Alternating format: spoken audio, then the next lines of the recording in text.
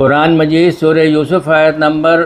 77 میں اللہ تعالیٰ کا ارشاد ہے، ان بھائیوں نے کہا یہ چوری کرے تو کچھ تعجب کی بات بھی نہیں، اس سے پہلے اس کا بھائی یوسف بھی چوری کر چکا ہے۔ یوسف ان کی یہ بات سن کر پی گیا، حقیقت ان پر نہ کھولی،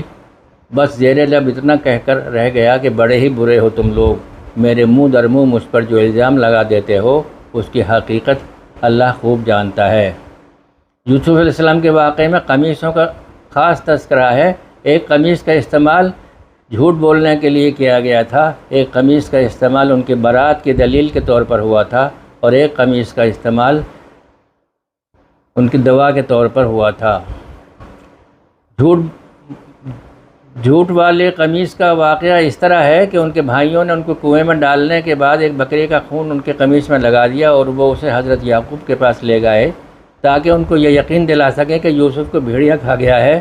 کیونکہ وہ جرم ٹھیک سے انجام نہیں دیا گیا تھا، اس لیے وہ قمیص کو پھاڑنا بھول گئے تھے۔ ان کے ذہن میں یہ بات نہیں آئی تھی کہ بھیڑیے کے لیے محال ہے کہ یوسف کا شکار کرنے سے پہلے اس کے کپڑے صحیح سلامت اتروا دے۔ اور برات والی قمیص کا واقعہ اس طرح ہے کہ یوسف علیہ السلام جب زلیخا کے شر سے بھاگنے لگے تو اس نے ان کو پکڑ لیا، ان کا قمیص پیچھے سے پھاڑ ڈالا، اور جب عزیز مصر تک بات پہنچی تو اس نے واقعے کی تحقیق شروع کی کہ یہ یوسف قصوروار ہیں یا زلیخا۔ اس موقع پر زلیخا کے قریبی رشتہ دار میں سے کسی کا دودھ پیتا بچہ بول پڑا کہ اس قمیص کو دیکھو، اگر وہ آگے سے پھٹا ہوا ہے تو اس کا مطلب ہے کہ یوسف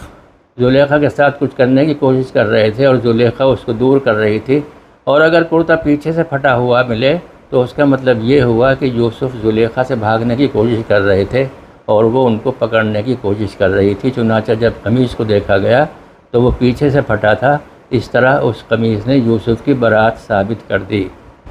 اور دوا والی قمیص کا واقعہ اس طرح ہے کہ جب یوسف کے بھائی مصر سے بنیامین کو لیے بغیر یعقوب علیہ السلام کے پاس آ گئے، کیونکہ اس سفر میں یوسف نے ایک پلاننگ کے تحت بنیامین کو وہاں روک لیا تھا، تو یعقوب بنیامین کا سنتے ہی رو پڑے اور پھر مستقل رونے کی وجہ سے ان کی بینائی جاتی رہی۔ یوسف کو یہ معلوم ہوا تو انہوں نے یعقوب کے پاس اپنا قمیص بھیجا، پھر جیسے ہی وہ قمیص ان کے چہرے پر ڈالا گیا، اللہ کے حکم سے ان کی بینائی لوٹ آئی۔